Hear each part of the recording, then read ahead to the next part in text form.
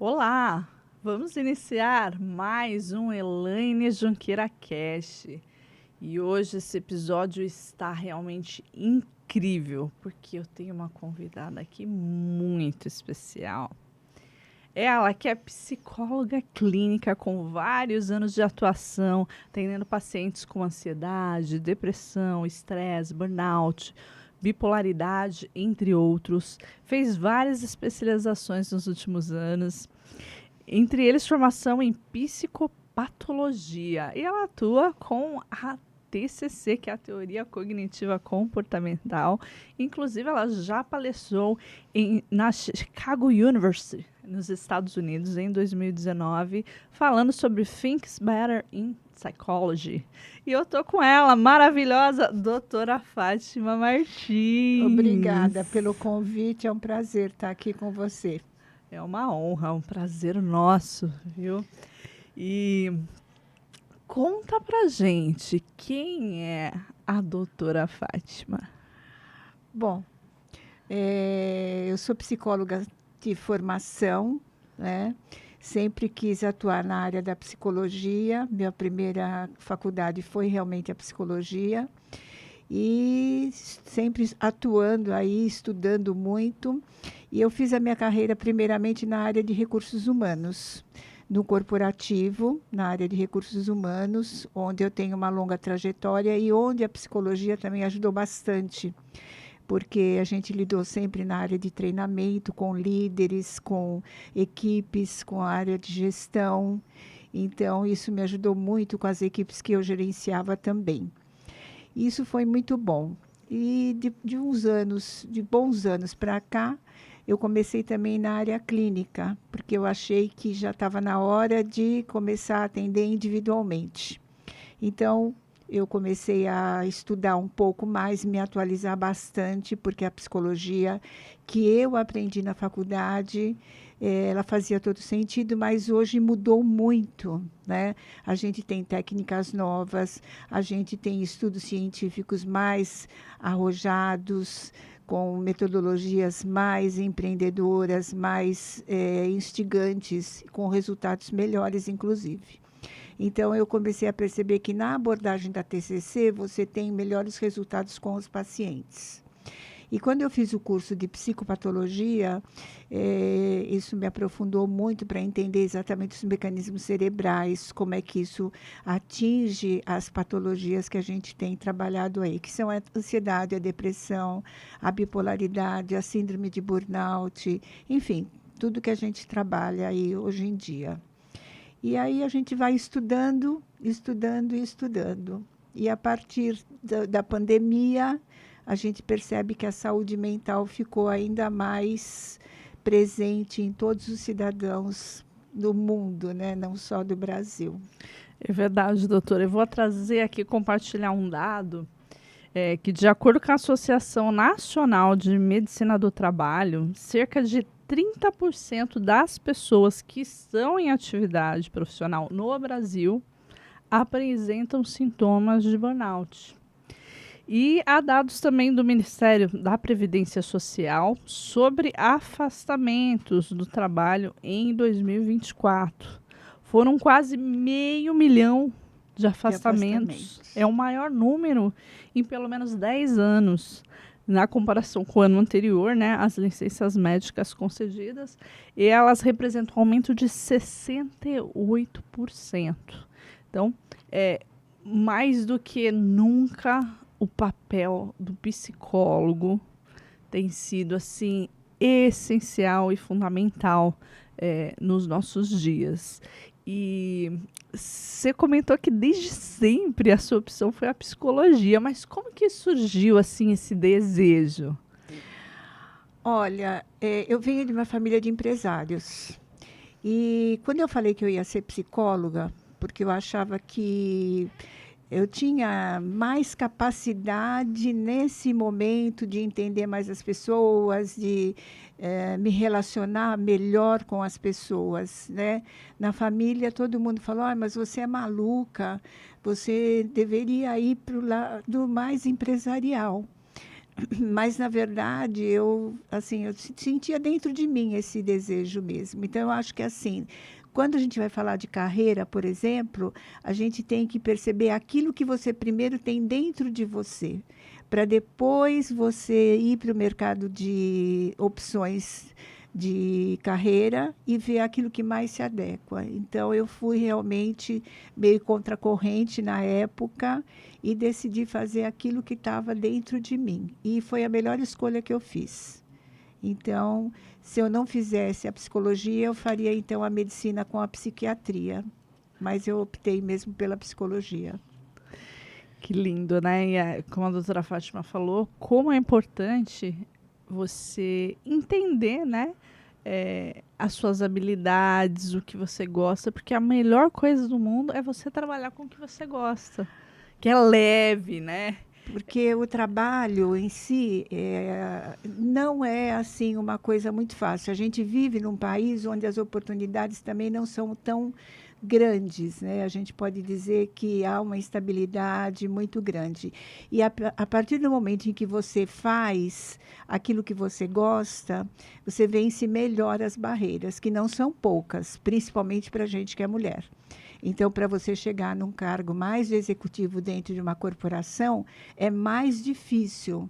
Você tem que provar mais ainda o quanto de competência você tem. E daí você tendo aquilo dentro de você, que é aquilo que você quer fazer, que é aquilo que você tem certeza que vai dar certo, acaba sendo mais fácil.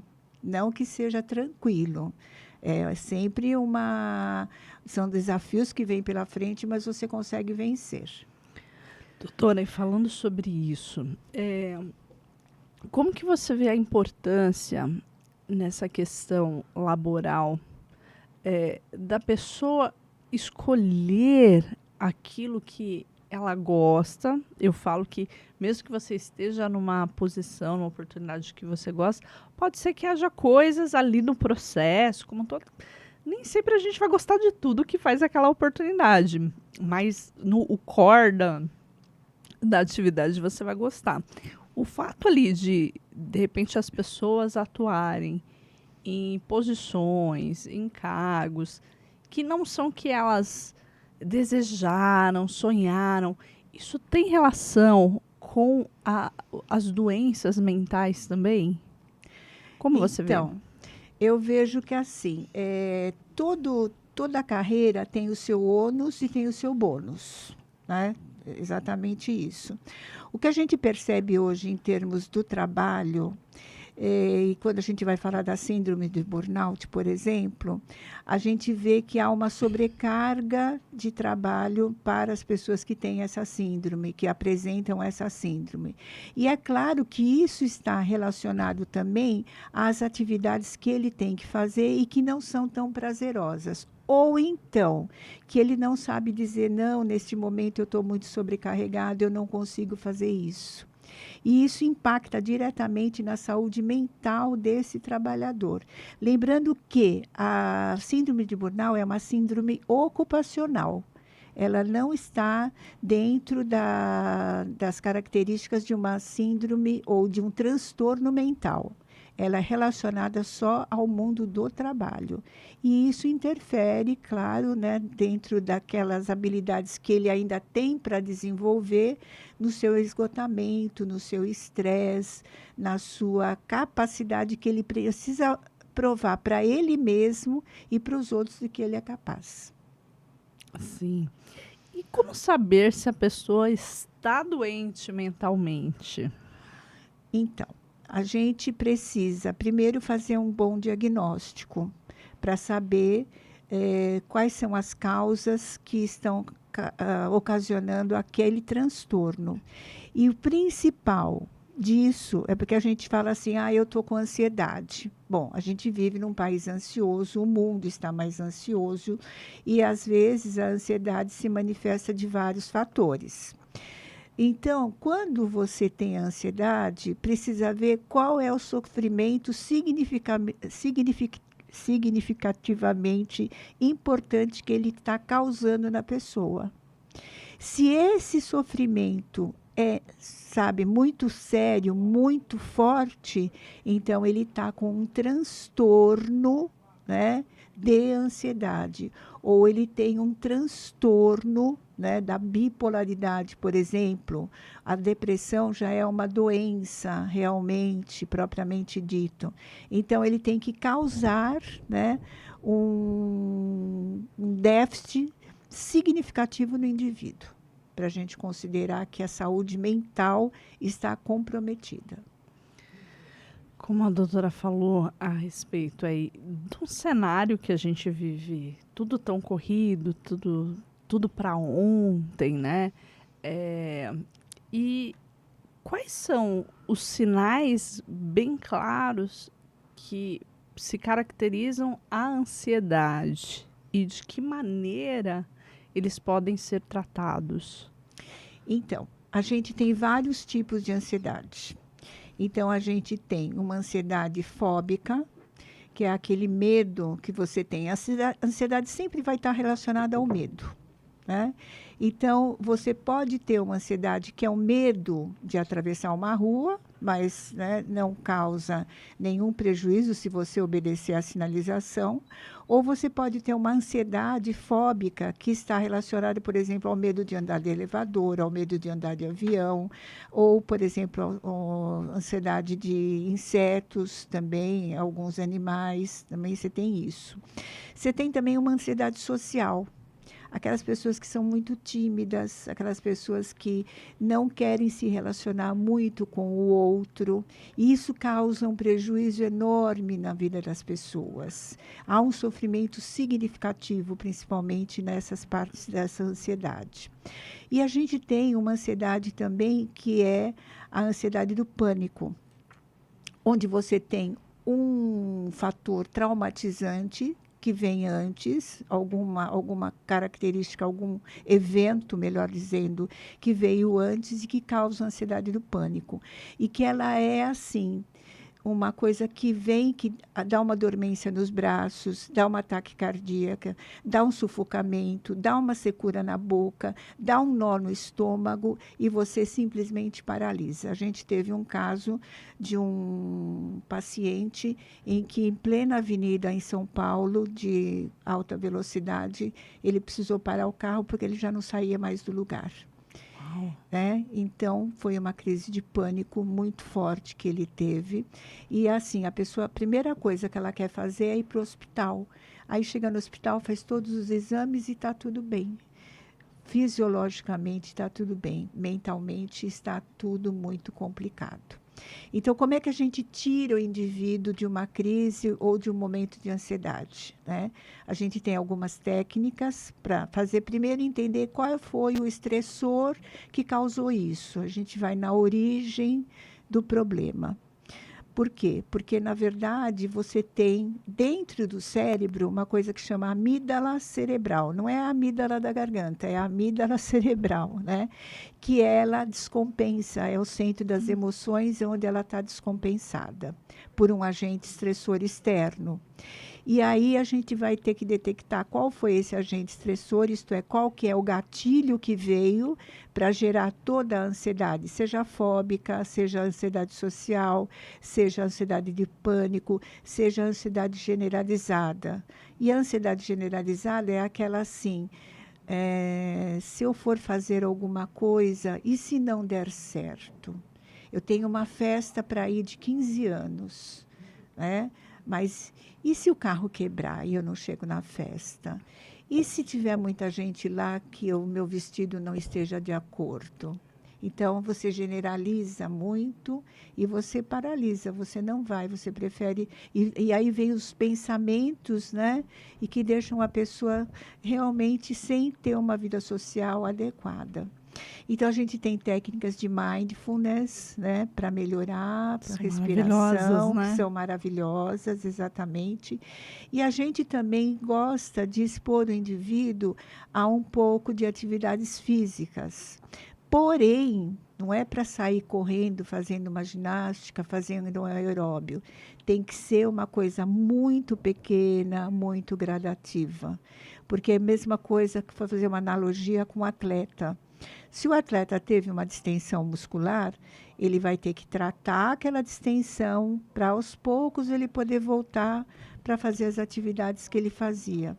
Na ansiedade ou nas doenças mentais, não adianta você falar assim, vai fazer uma atividade física que resolve. Não, tem que ser com acompanhamento, tem que ser gradativa, tem que ser aos pouquinhos. Se ele fizer 15 minutos de caminhada por dia, durante 3 vezes por semana, já ajuda bastante, né? Tomar sol, ficar um pouco mais ao ar livre, verificar quais as tarefas que ele pode delegar, principalmente no corporativo, né? Para não ficar com a síndrome de burnout. Então, o que eu posso delegar para o outro? Então, são mecanismos, são técnicas que a gente vai aplicando para a pessoa voltar para o seu estado basal, como a gente chama. Nossa, doutora, que incrível. Eu não tinha ideia em tantos tipos de ansiedade que tem, né? E você que está assistindo, se você sentiu ali que algo, nossa, isso daqui sou eu todinha. Tem que abrir a mente e o coração para ir cuidar, né? Sim. Doutora, eu vejo que muitas pessoas têm um pouco de... eu não sei se é a melhor palavra, um preconceito, um receio, né? De abrir a situação ou de procurar o profissional, desde aí falando aí do ambiente corporativo, do laboral, né? Se eu falar ali para o meu gestor que eu tô com esse sintoma ou esse sentimento, será que eu vou ser caracterizado ali como um colaborador com uma má performance? Como que eu vou ser visto? Acho que tem muita essa preocupação hoje, né? E o que a doutora recomenda para pessoas que sentem que precisam de ajuda, mas têm essa dificuldade de externar, de pedir ajuda? Olha, tem realmente isso, porque você pode ficar estigmatizado. Tem o medo de perder o emprego. E tem também uma vergonha. Poxa, eu sou diferente do outro. Então, o que a gente recomenda é buscar uma ajuda até fora do ambiente de trabalho, né? Procurar um psicólogo, procurar um psiquiatra. Às vezes, o nível está tão forte que tanto o psiquiatra quanto o psicólogo precisam entrar em conjunto. Verdade. E se for uma empresa onde você sente que o clima não consegue ser favorável para você abrir o seu coração, você pelo menos está fazendo alguma coisa por você. Você está se tratando com o psiquiatra e com o psicólogo. E talvez até precise de um afastamento, uma licença médica ou um período de férias, que é para voltar mais fortalecido. Isso tudo vai depender do chefe que você tem e do modelo de empresa onde você está. Porque a gente tem modelos de empresa onde essa abertura já existe, mas a gente sabe que a gente tem modelos de empresa onde essa abertura é mal vista. Essa abertura não existe e isso é mal visto. A gente não pode tapar o sol com a peneira. Verdade. Doutora, e como que a gente pode diferenciar o estar estressado, né, o estresse da síndrome de burnout? Olha, o estresse, ele é um mecanismo de defesa do nosso corpo, né? Então, você tem algum momento onde você, por exemplo, você vai dar uma palestra, você vai para uma entrevista de emprego e sobe um pouquinho o nível de estresse, que é muitas vezes também confundido aí com a ansiedade, e depois você relaxa, né? E a vida que segue. Agora, na síndrome de burnout é diferente. Por quê? Porque existem alguns estágios. Então, você tem lá, vamos dizer assim, o primeiro estágio, onde o indivíduo está trabalhando e ele percebe o seguinte, que ele já acorda cansado, né? Ele acorda já com o corpo dolorido, tem um pouco de dor no ombro, às vezes dá um pouco de vontade, até um desânimo, dá vontade de chorar, mas ele vai para frente. Um outro estágio que a gente considera também é quando ele sai de férias, mas volta parecendo que não saiu de férias. Ele volta cansado, ele volta, às vezes, já um pouco mais agressivo, um pouco mais irritado, sem muita paciência com a equipe. No terceiro estágio, que a gente chama de um estágio onde as coisas já estão quase saindo fora do controle, então ele tem aborrecimentos em casa, com os familiares, com a equipe, e tem uma coisa que a gente chama de despersonalização. Ele já não é mais aquela pessoa que você conhecia. E ele vai acumulando e não dizendo não para o trabalho, porque a toda hora ele quer provar a ele mesmo que ele consegue. Só que a concentração dele já está mais baixa. E a atenção também já está mais baixa. E o sono, ele vem prejudicado desde o primeiro estágio. Então, uma pessoa que dorme mal, se alimenta mal, não pode estar bem no dia seguinte. Né? E, por vezes, a gente percebe também que no último estágio, ele já perde até a vontade de viver, o que é muito grave, bastante grave. E a gente tem profissionais que são mais suscetíveis à síndrome de burnout. Fala mais sobre isso, doutora. Fica ligado, gente. Então, a gente tem, por exemplo, os policiais, porque eles estão ali durante o dia todos sujeitos a alto estresse. Verdade. Então, o cortisol sobe muito. A gente tem os professores, que também, né, lidam com alunos, às vezes, mais difíceis. A gente tem os jornalistas, e a gente teve aí alguns episódios bastante graves com jornalistas. E, recentemente, uma jornalista que estava fazendo um programa na Internacional de Notícias da área financeira, ela desmaiou em frente... Ao vivo? Ao vivo. Ela Nossa. desmaiou ao vivo. Então, essa área também é muito tensa, porque tem as notícias, tem o corre-corre, tem aquele furo de reportagem, né? Então, a gente tem também pessoas que têm um branco na hora que está dando a notícia e não consegue falar. Então, a gente também tem esses profissionais que são bastante suscetíveis, né? E também a pressão de altos executivos, que tem que cumprir as metas, que tem que fazer os relatórios e que tem que dar os resultados para os CEOs, né, e para os investidores. Então, a área de investimentos, a área de finanças também é uma área onde a gente tem bastante a síndrome de burnout.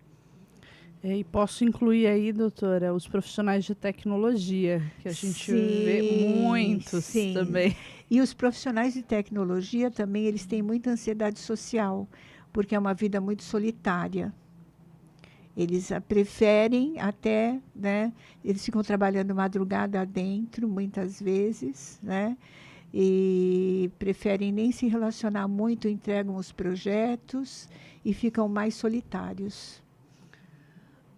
Doutora, pensando nesses itens todos que a gente citou que podem levar a síndrome de burnout, falando um pouco de raiz, de causa, tem algo atrelado ali ao medo da rejeição, de você dizer o não, o medo de desagradar alguém e assim ir acumulando mais atribuições, quando a gente fala ali do meio corporativo, como que a doutora vê em relação a esse começo, essa raiz, assim, que é algo que pode ter uma atenção mais maior, cuidadosa? Né?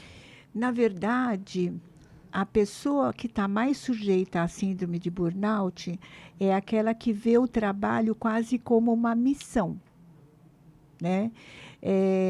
Ela se empenha tanto, ela se dedica tanto, que ela vê que, assim, se ela não fizer e se ela não der conta e se ela não falar sim para tudo, ela vai se sentir frustrada por ela mesma. Então, é por isso que ela absorve toda a sobrecarga de trabalho. Ela pouco se importa, não é que ela não se importa ou pouco se importa, ela dá sim importância às pessoas que estão à sua volta, mas para ela é quase uma missão de vida. É diferente o sentido que ela dá para essa raiz, vamos dizer assim. Não, eu quero fazer, eu vou fazer, eu sou capaz de fazer e é isso que me satisfaz. Tem um prazer interno. Entendi. Tá. E, doutora, a gente tem ouvido falar muito sobre a NR1, né? A Lei 14.831. E aí, o que afinal é a NR1? O que ela vem contribuir para todas essas patologias relacionadas à saúde mental? Bom, pós-pandemia, a saúde mental no mundo está cada vez mais agravada. E aí a OMS, ela trata disso com um cuidado muito especial. E no Brasil não foi diferente. Então, veio a Lei 14.831 abordando justamente essa questão da saúde mental do trabalhador. E a NR1, antes, os riscos estavam mais no risco químico, no risco físico, no risco biológico e tem o risco ergonômico também. E a saúde mental está dentro do risco ergonômico. Então, significa que agora as empresas precisam tomar mais cuidado em relação à saúde mental dos seus trabalhadores. Isto é, elas precisam dar um ambiente onde as doenças, como a ansiedade, a depressão, a alimentação, sejam mais equilibradas. Por quê? Isso também vai melhorar até a produtividade dos colaboradores. Então, uma pessoa que dorme mal, ela no dia seguinte ela chega e ela não tem uma atenção concentrada boa. E dela não ter uma atenção concentrada boa, o nível de produtividade dela cai. Então, vamos dizer assim, vamos deixar que esse trabalhador cumpra as horas que ele tem que cumprir, o horário comercial. Vamos evitar que ele saia 10 da noite para chegar às 8 da manhã. Então, são pequenos cuidados que a gente tem que ter, que as empresas vão ter que começar a ter, para regular um pouco melhor a saúde do trabalhador. E fazer com que esse trabalhador também possa ter uma qualidade de vida fora da empresa. Um bem-estar, um lazer com a família, uma atividade física, pelo menos nos finais de semana. Então, a NR1 ela vem regulamentar agora toda essa parte mais psíquica do trabalhador. Doutora, e hoje você atua também contribuindo para empresas que querem estar aderente, né, a essa norma. Sim. E existem ações, possibilidades ali de estar mais aderente em compliance com essa norma com baixo custo ou com zero custo? Que você possa compartilhar em algumas ações? Olha, existe o projeto, a gente chega na empresa e faz um projeto específico. O custo é relativamente baixo. As empresas que não estiverem atentas a isso vão ter uma multa por trabalhador de R$ 1.000 a R$ 1.500 por trabalhador, que o custo fica bem mais alto. Então, como que a gente atua? A gente propõe para a empresa um questionário onde nós vamos medir a saúde do trabalhador, a saúde mental do trabalhador. Esse questionário é anônimo. Aí a gente vai mostrar para a empresa qual é o risco que ela está correndo. E a gente mostra num gráfico se o risco é pequeno, médio ou grande. Em cima disso, a gente vai treinar líderes para que esses riscos sejam minimizados. né? E aí a gente faz um acompanhamento. Se houver algum trabalhador, alguma área, vamos dizer assim, onde a gente percebe que o risco é maior, porque o questionário também é feito por área, a gente vai fazer uma intervenção específica para aquela área. Não vai Perfeito. citar nomes, não vai pôr ninguém assim exposto. Ninguém vai na parede. Não, ninguém vai ficar exposto, não, né? Não é esse o objetivo. É simplesmente adequar. E depois a gente vai fazer uma manutenção. Isso é feito uma vez ao ano. Muito bom. E em cases já implementados, além de, claro, a doutora falou assim da questão de multa, né? Mas o benefício vai muito além, né? Quando a gente fala ali de trabalhar, mitigar o risco de você ter trabalhadores afastados, né? Como a gente citou aí no início do episódio, um número altíssimo. O custo-benefício, ele vai muito mais acima, não é, doutora? Sim, se você pensar numa empresa de 50 funcionários e você não fizer nada, multiplica isso por R$ 1.500, quanto vai dar? Então, na hora que você faz o projeto, né, identifica se tem algum risco, treina os líderes para ficarem atentos a isso, você vai mitigar bastante os riscos e você vai ter uma saúde mental mais equilibrada, sem tantos afastamentos. Pode ainda ter um afastamento ou outro, mas não 3 afastamentos por empresa. Uma empresa, por exemplo, de 50 funcionários, 5 afastamentos, e que dá um índice aí percentual altíssimo. Verdade. E digo mais, cuida bem do seu colaborador, porque quando o colaborador é bem cuidado, tratado ali com dignidade, com carinho, ele vai cuidar e vai tratar muito bem o seu cliente. E isso volta como retorno, Sim. mais faturamento, mais lucro. E a produtividade também aumenta, né? Além de tratar bem o cliente, a produtividade dentro da empresa, porque ele está saudável, né? Então, ele senta, faz o que ele tem que fazer, não vai ser aquele colaborador que a gente chama de corpo presente, né? Ele vai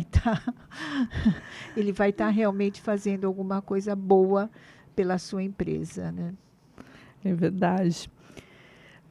Doutora Fátima, o que as empresas precisam estar atento à saúde mental dos colaboradores dentro da implantação dessa norma? O que não pode faltar de jeito nenhum? Bom, o que não pode faltar seria o olhar, né, para esses trabalhadores. Então, isso é feito em conjunto com a segurança do trabalho. Então, essa parceria com a segurança do trabalho é fundamental. Então, a gente sempre vai trabalhar em conjunto com a parceria, com a segurança do trabalho. Outra coisa que não pode faltar é uma ação específica para os riscos que a gente identificar. Então, o questionário, a partir do diagnóstico que a gente vai fazer, o que não pode faltar é o diagnóstico. É como se você vai no médico com uma dor de cabeça e ele vai te dar só um remedinho e essa dor de cabeça persiste. Então, vamos fazer uma tomografia, vamos saber o que está acontecendo em níveis desse cérebro, para a gente poder dar um remédio mais efetivo. Verdade. Né? Então, o diagnóstico é fundamental, ele não pode faltar de jeito nenhum, para depois a gente fazer as ações de treinamento com os colaboradores e com as chefias e efetivamente ter um resultado mais favorável dentro do trabalho. É muito interessante quando a doutora traz a questão de fazer essa análise do estado atual, né, da empresa, que vai ser um trabalho muito pautado em dados, né? Sim. Como tá, o que vamos fazer e fazer a medição, o acompanhamento. Porque a empresa ela é muito cartesiana.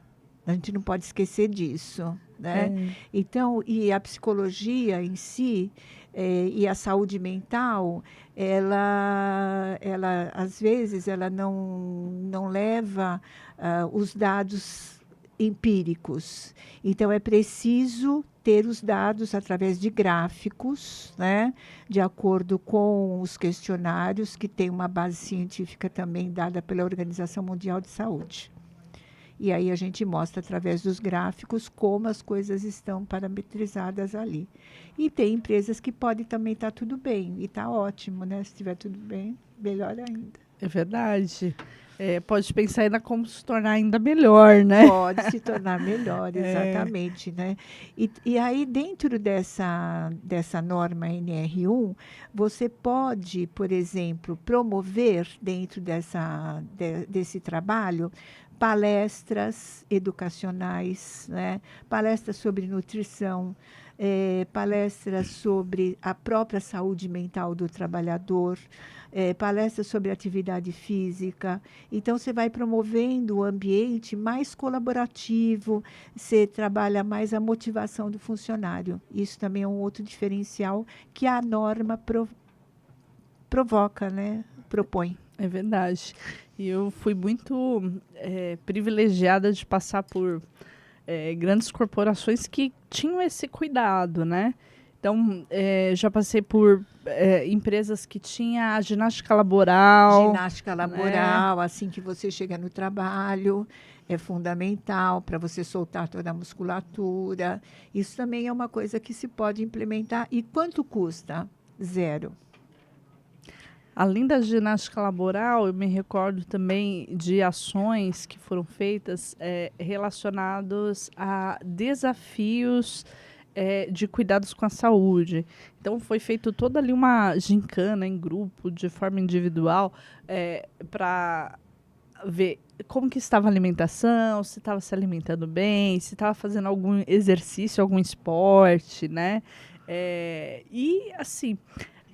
havia assim, premiações, né, para a equipe, sobretudo, mas o movimento que gerava na empresa. É super bacana, né? E de engajamento de um com o outro, porque tinha essa equipe, né? Imagina, tá eu aqui, doutora Fátima, vamos lá, ó, nossa equipe precisa estar lá na frente. E super baixo custo, né? Esse tipo custo de movimento. Zero, né? Custo zero. Então, é bem importante você fazer ações, né? Para que todo mundo perceba. E outra coisa que é fundamental é o funcionário perceber que ele é um agente modificador. A empresa vai dar todo o respaldo, mas o agente modificador é o próprio funcionário. Verdade. Não se pode terceirizar essa responsabilidade, né? Não, né? Porque assim, vamos supor num caso de obesidade, e aí você traz um nutricionista, um caso de diabetes, você traz uma palestra sobre diabetes e ele se enfia num pote de doce. Então, qual é a responsabilidade dele? Ele também tem que fazer a parte dele. É verdade. Doutora, e até um outro exemplo muito bacana, em uma das corporações que eu passei, a gente tinha ali sessões de meditação, de mindfulness, que você podia entrar, tinha ali os horários marcados, faziam 15 minutos de meditação.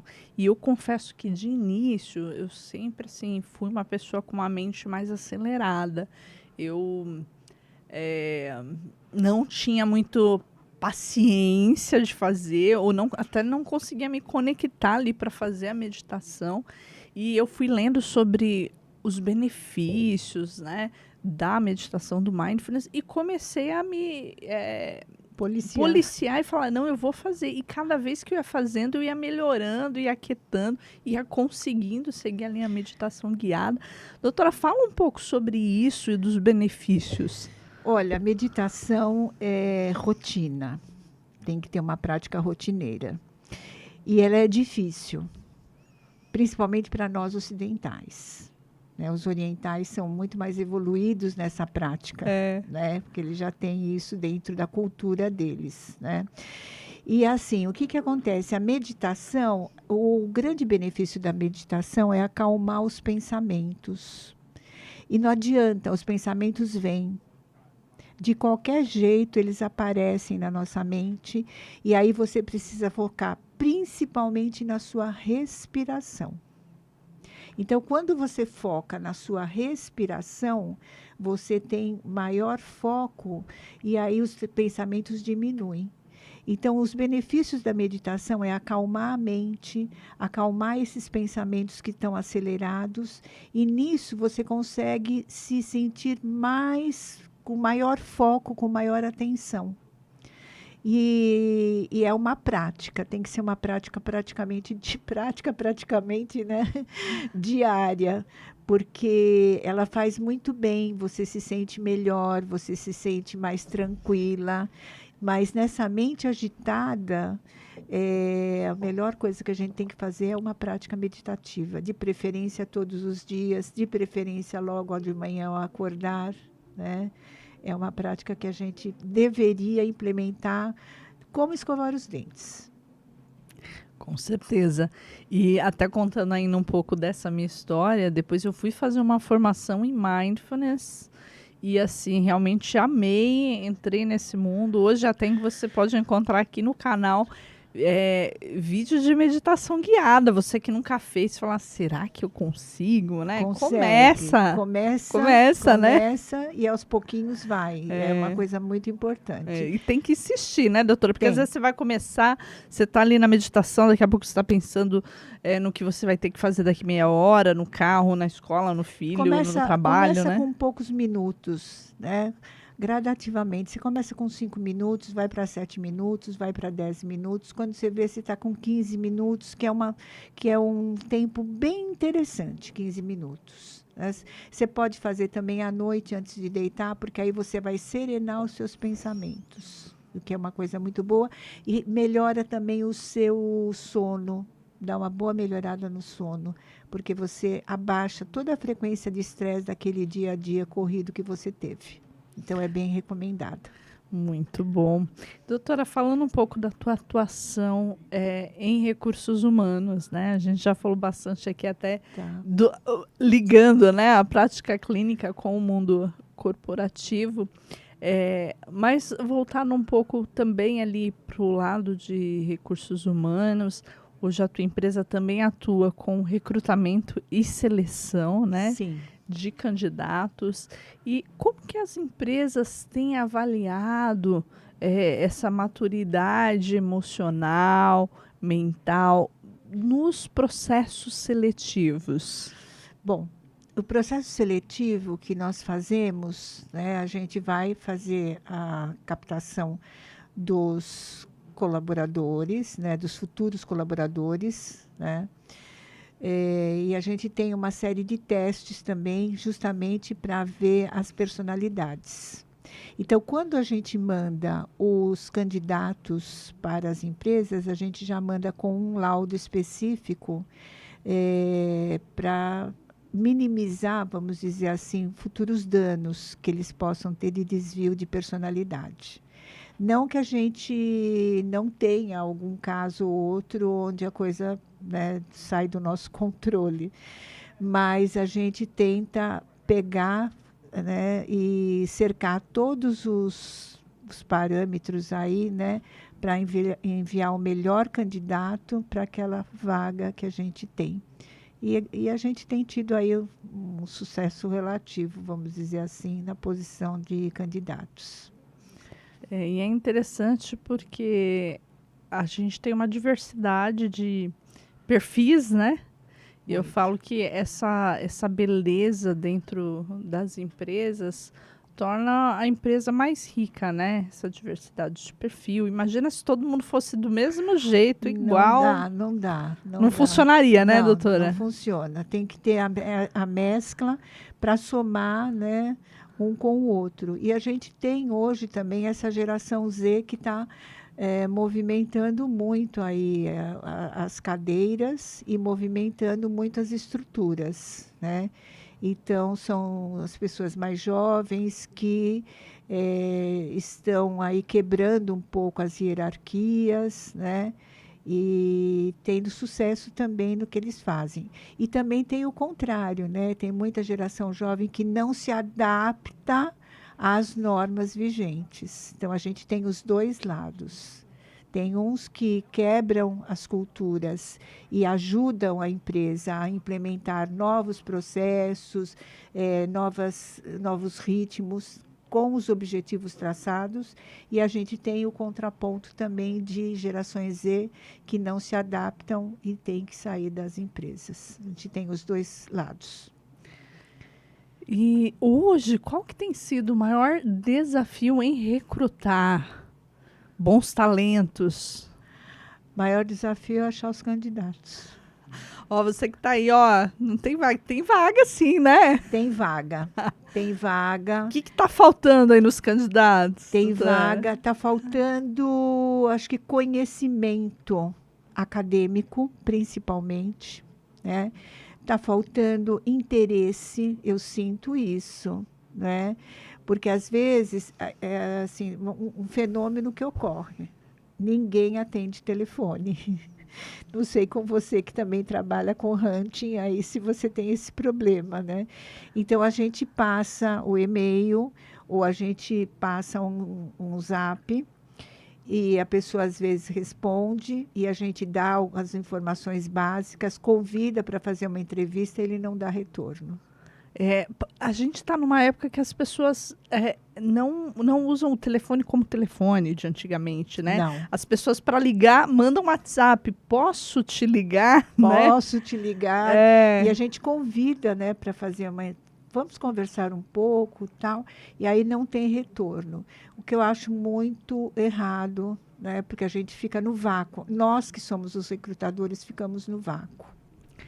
E já aconteceu algum case de você ter feito ali um processo seletivo, a pessoa passou nas fases ali, teve diversas seleções e no momento da aprovação teve alguma dificuldade de ter esse contato aí com o candidato?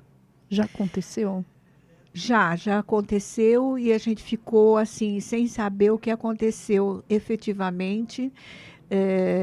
Não sei se... Porque o contato geralmente é pelo telefone, pelo celular e pelo e-mail. Eu não sei se o candidato teve o seu celular furtado. Mudou o número, por exemplo. Número. E eu sei que a gente não conseguiu, tivemos que fazer todo o processo novamente. Com outra pessoa. Com outra pessoa. Olha só. Quer dizer, o desgaste também, nesse caso, é muito grande. Né? E às vezes a gente percebe também uma falta de comprometimento do candidato já aprovado com a empresa. E eu vou te explicar um case aí que aconteceu recentemente. Fala mais. Bom, fizemos todo o processo seletivo, mandamos para a empresa aprimorou o processo, né? Aprovou a pessoa levou todos os documentos, né? E não foi fazer o exame admissional. Como assim? E não deu satisfação. É a geração Z. Né? Eu tentei entrar em contato para saber o que tinha acontecido, mandei o zap e eu não tive resposta. Isso aí é o que você não deve fazer no processo de recrutamento e seleção. Exatamente. Porque adversidades podem ocorrer, mas eu sempre falo, a comunicação, o combinado, né? Não sai se caro, ela não quisesse declinar do processo, é tão simples. É só passar um e-mail, olha, estou declinando do processo seletivo, agradeço, ponto. Só isso. Agora, a diretora ficou, né, sem saber, me comunicou, eu falei, não, eu vou atrás, eu vou saber o que aconteceu. E eu não consegui contato com a pessoa. Isso, inclusive, fecha portas, né? Sim. A gente que fez todo o trabalho, né, também fica uma situação mais desagradável, vamos dizer assim, né? Sim. Às vezes a gente ouve e vê muito post, né, falando de falta de feedback das empresas, mas também quem é recrutador, quem está selecionando, também tem o outro lado. Tem o outro lado de faltar ali o feedback. E eu gosto muito de falar que não também é resposta. Sim, né? sim. Você não foi aprovado, né? A gente sempre dá o feedback para as pessoas que não são aprovadas. Isso é uma característica desde do corporativo que eu sempre tenho. Você não foi aprovado nesse processo seletivo, mas o seu currículo fica conosco e assim que abrir uma nova oportunidade, a gente te encaminha. É normal isso, porque às vezes não é que ele não teve aquela competência, outros candidatos superaram.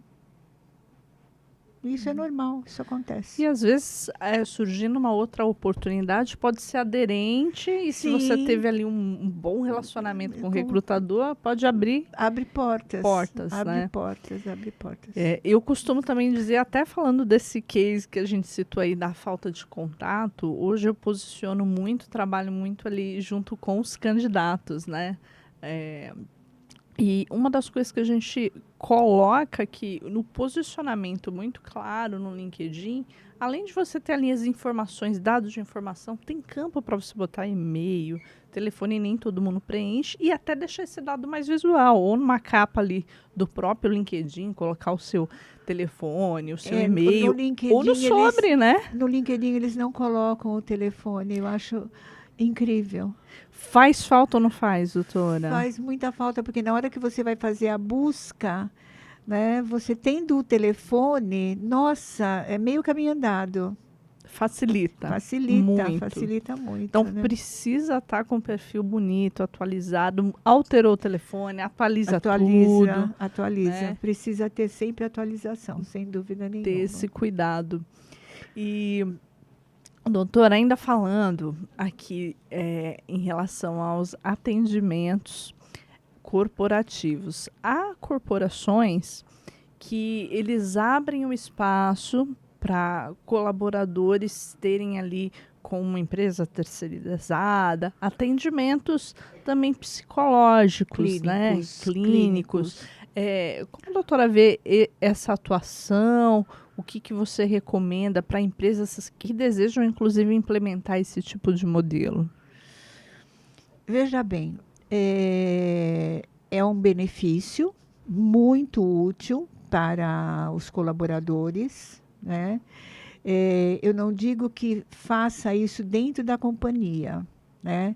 Mas que tenha um psicólogo dentro da companhia que seja credenciado por essa companhia, por esse corporativo, e que esse colaborador vá para o consultório, né? Porque tem todo um estigma que a gente já comentou aqui, né? Às vezes tem até uma vergonha, né? E tem os colegas que podem falar, você foi lá, o que ele te falou? Não interessa o que ele falou, a sessão é dele, exclusivamente dele, né? Então, eu acho bem interessante, porque é um benefício bastante útil para o colaborador e respinga, lógico, positivamente na empresa. E se alguém de fora traz também essa imparcialidade, né? Sim, traz a imparcialidade sem dúvida nenhuma, né? E o papel do psicólogo é ser imparcial, é não julgar, né? É ficar atento àquilo que ele traz, mas sem o julgamento. É uma escuta que a gente chama de uma escuta ativa. Vamos ouvir e vamos interferir na medida que é necessário para o nosso paciente, sem julgamento. Doutora, falando até desse atendimento, você que é especializada no atendimento utilizando a TCC, conta um pouquinho mais sobre esse método. Então, a TCC, ela que a gente chama de teoria cognitiva comportamental, ela é diferente de uma abordagem onde você só não tem uma interferência direta com o paciente. Então, a gente vai ter, né, nas primeiras sessões, você vai fazer o diagnóstico junto com o seu paciente, vai ouvi-lo, vai fazer toda a anamnese, né? Depois você vai fazer aquilo que a gente chama de uma psicoeducação. O que é isso? Né? É mostrar para o paciente que tem algumas coisas que ele também já precisa começar a perceber no comportamento dele que ele precisa mudar, o que a gente chama de uma psicoeducação. E depois a gente traça com ele um plano de tratamento. Diferente de outras abordagens que ficam anos com o paciente, a gente tem começo, meio e fim. Então, ele sabe exatamente na hora que ele vai começar o tratamento dele, quais são os caminhos que ele vai percorrer até a alta. E dentro desses caminhos, das sessões que ele vai percorrer, ele tem algumas atividades que ele vai fazer também, Porque essas atividades vão ajudar ele a identificar qual é o comportamento que está sendo repetitivo e qual é o comportamento que vai ter que ser modificado. Então, tem um resultado mais efetivo. Eu acredito nisso. Eu tenho tido pacientes que já estão voltando, né? Então, pela segunda vez, o que para mim é uma satisfação. Significa que realmente deu um bom resultado no primeiro momento e agora a gente já está conversando novamente, tendo resultados novamente. Que legal, acelera o processo, né? Acelera o processo e ele vê que ele também participa de tudo, ele não é só um passivo na condução, né? Ele está participando disso tudo, isso entusiasma bastante também, né? Que incrível. Ó, você aí que já ficou interessado ou pensando aí no seu cuidado, né? Que assim como a carreira, você não pode deixar na mão ali.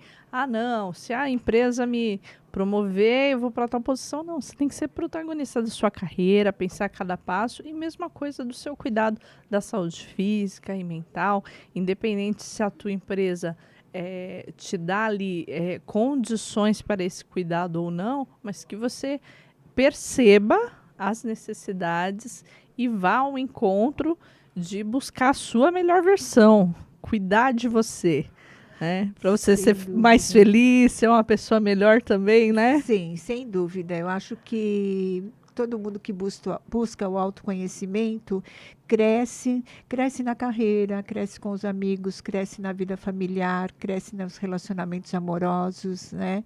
Então, tem todo um crescimento aí para a pessoa ser, como você falou, mais feliz, se encontrar mais na vida. E o principal de tudo isso é você ter um propósito, você saber para onde você está caminhando, aquilo que você quer alcançar e como você vai querer alcançar. Seja na vida pessoal, seja na vida profissional. Se você não tiver um propósito de vida, fica muito difícil você caminhar e alcançar alguns objetivos. Então, se você acorda triste, desanimado, infeliz com o que você vai fazer, saiba que isso é comum, mas não é normal. Existem muitas pessoas acordando felizes, animados, motivados com o que vão fazer no seu dia. Então, busque ajuda. Busque ajuda. Não tem nenhuma vergonha nisso. E isso pode realmente mudar a sua vida. Sem dúvida. Né? Doutora, a gente está quase chegando no finalzinho aqui do nosso episódio. E eu queria que você deixasse ali uma frase, uma motivação, ou algo que ficou forte aí na sua jornada para compartilhar aqui com a nossa audiência. Olha, o que eu posso dizer é que assim, cada um tem as suas dores, né? Cada um tem os seus perrengues, mas que tudo tem solução, né? E que a gente precisa buscar esse momento de se encontrar e de dizer um basta. E que esse momento vai existir e que as coisas podem mudar e podem acontecer. É isso que eu quero deixar. Maravilhoso. E, doutora, como que as empresas, empresários, pessoas que precisam aí ter o seu contato, eles podem entrar em contato contigo nas redes sociais? Deixa para toda a nossa audiência aqui, como te encontra no Instagram? @fatima.rhfirstline. E no LinkedIn também é Fátima Martins. E o telefone é o 99783-3705. Eu fico à disposição para o que precisarem. Doutora Fátima, foi uma honra esse nosso papo. Creio que contribuiu aqui com muita gente. Foi realmente incrível. Obrigada. E tenho certeza que vai mudar vidas. E você que aprendeu muito, gostou desse conteúdo, dá um curtir e você compartilha com alguém que você percebe que está passando ali por um momento de estresse, de ansiedade, burnout, um empresário que quer cuidar mais ali da saúde mental dos seus colaboradores, compartilhe esse vídeo, porque ele pode salvar vidas, pode mudar histórias. E agradecemos pela audiência e é muito bom aqui estar. Gratidão, viu, doutora? Eu que agradeço, viu? Até a próxima. Até mais. Até mais. Obrigada. Tchau, tchau.